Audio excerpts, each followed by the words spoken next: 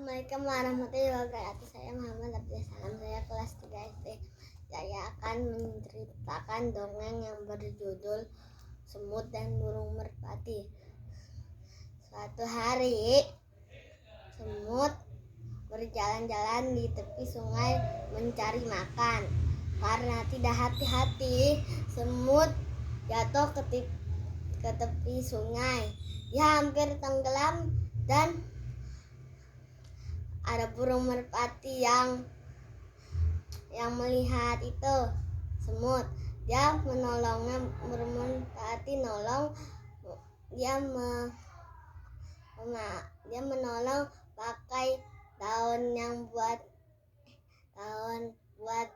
semutnya naikin, dan semutnya akhirnya selamat. Dan semutnya tahu ada pemburu yang mau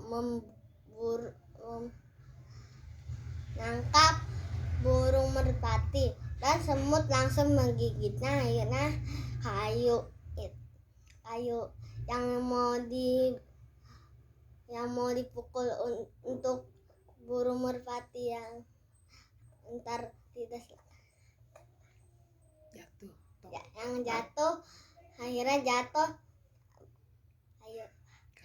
Kayunya jatuh dan akhirnya burung merpati juga selamat. Assalamualaikum warahmatullahi wabarakatuh.